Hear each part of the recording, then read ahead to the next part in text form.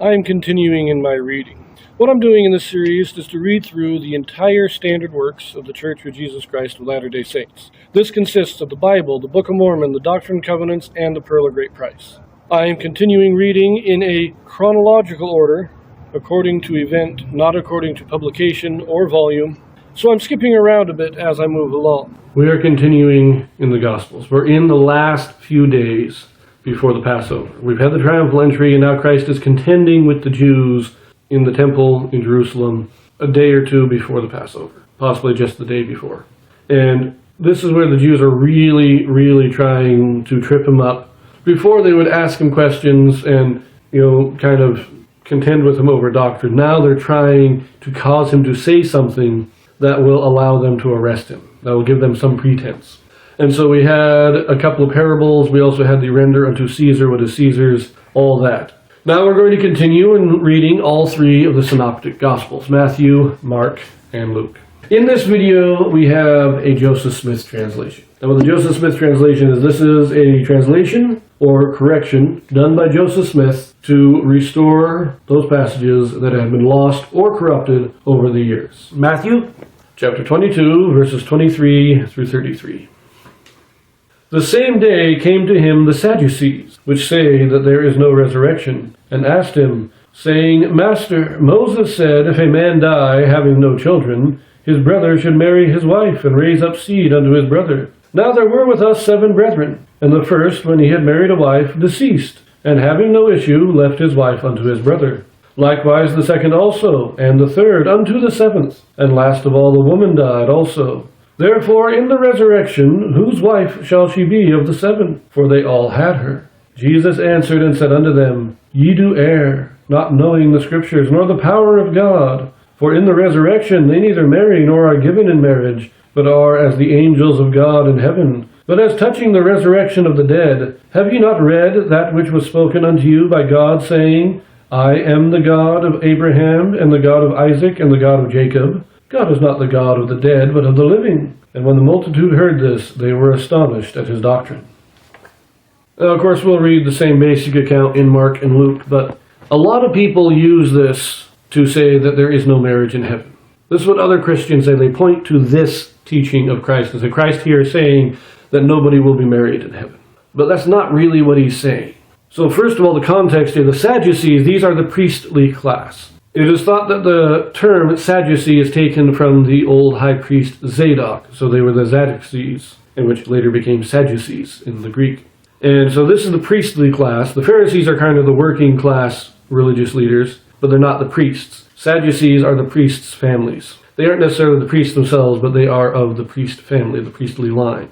And they teach that there is no resurrection. The Pharisees believe in a resurrection, but the Sadducees don't. They're trying to trip up Christ on this one, say, oh, well, if there's a resurrection, then who's going to be married to her? But note here that they say there was among us 7 brethren. This indicates that this is not a hypothetical question, but that there actually was a family of 7 brothers, and this was their situation. Now, this whole arrangement of marrying your brother's wife to raise up seed to your brother is what is known as a levirate marriage, or levirate marriage. And so when Christ responds, and he says, you do not know the Scriptures, what he's responding to primarily is their denial of the resurrection, because he knows that they are trying to trip him up here. But he's saying, first of all, that a levirate marriage is not an eternal marriage. It never was. It was for mortal life. And so, in the context of the levirate marriage, those marriages don't continue.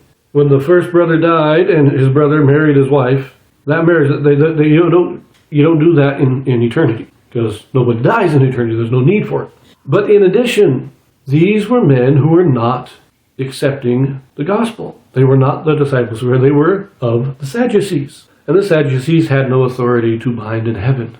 And so their marriages could not extend beyond this life. And in both these ways, the marriage that is being discussed, the situation that is being discussed by Christ and the Pharisees here, cannot extend beyond this life, both because of the type of marriage it is and because of the unworthiness of the people. But he is not declaring that there is no marriage in heaven. Now that last part there where it says he is not the God of the dead but of the living, we don't say that he was the God of Abraham. He is the God of Abraham. Present tense. meaning that there has to be life after this, because if there was no resurrection, then it should be stated in past tense. He was the God of Abraham. And in this way, Christ is showing the Sadducees that their denial of the resurrection is a denial of Scripture. Now, let us look at the Joseph Smith translation.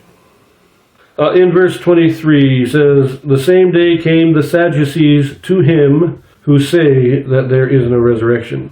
Minor grammatical corrections. In verse 25, instead of having no issue left his wife unto his brother, it is having no issue he left his wife. Again, minor grammatical correction. In verse 26, "and the third, and even unto the seventh." Minor grammatical correction. In verse 31, instead of "spoke unto you by God," saying, it is "spoke unto you of God," saying. So when they describe God, it is always in the present tense. And then verse 33, "and when the multitude heard him," instead of this. Nothing significant there. So let us look at the same story in Mark chapter 12, verses 18 through 27. "Then come unto him the Sadducees, which say there is no resurrection, and they asked him, saying, Master, Moses wrote unto us, if a man's brother die, and leave his wife behind him, and leave no children, that his brother should take his wife, and raise up seed unto his brother. Now there were 7 brethren, and the first took a wife, and dying left no seed, and the second took her, and died, neither left he any seed, and the third likewise. And the 7 had her, and left no seed. Last of all the woman died also.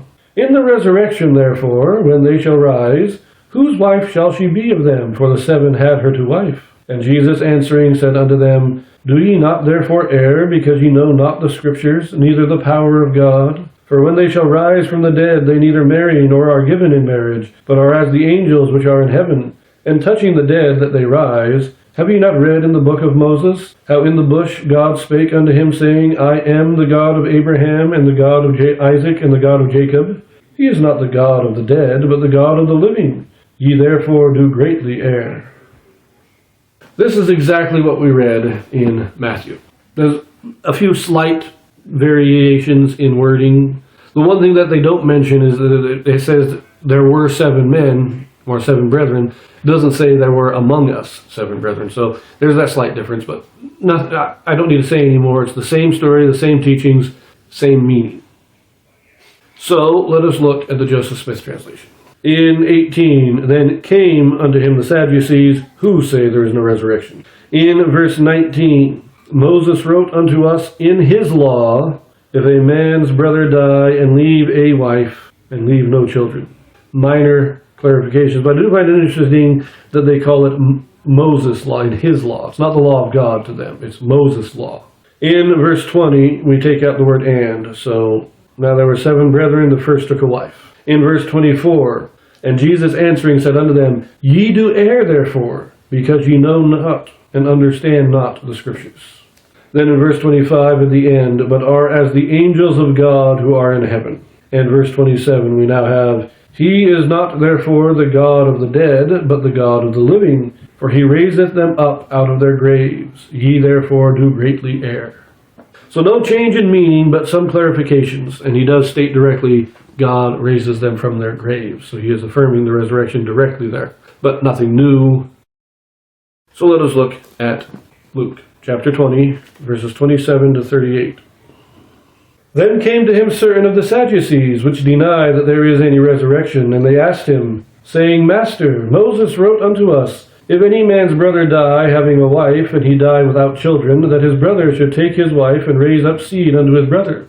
There were therefore 7 brethren, and the first took a wife, and died without children, and the second took her to wife, and he died childless. And the third took her, and in like manner the 7 also, and they left no children, and died. Last of all the woman died also. Therefore in the resurrection, whose wife of them is she? For 7 had her to wife. And Jesus answering said unto them, The children of this world marry, and are given in marriage. But they which shall be accounted worthy to obtain that world, and the resurrection from the dead, neither marry nor are given in marriage. Neither can they die any more, for they are equal unto the angels, and are the children of God, being the children of the resurrection. Now that the dead are raised, even Moses shewed at the bush, when he calleth the Lord the God of Abraham, and the God of Isaac, and the God of Jacob. For he is not a God of the dead, but of the living, for all live unto him. The wording in Luke is a little bit more confusing, but note that he says the children of this world. And so what he is talking about, it actually makes it, when we pay attention, it clarifies that Christ is talking about those who will inherit either a telestial or terrestrial glory. He is not talking about the children of the kingdom. They are still the sons of God, and we are all the children of God. But they are of this world, and therefore their marriages will not continue. You must be children of the kingdom for your marriage to continue. Let us look at the Joseph Smith translation here. In verse 27, then came unto him certain of the Sadducees who deny that there is any resurrection.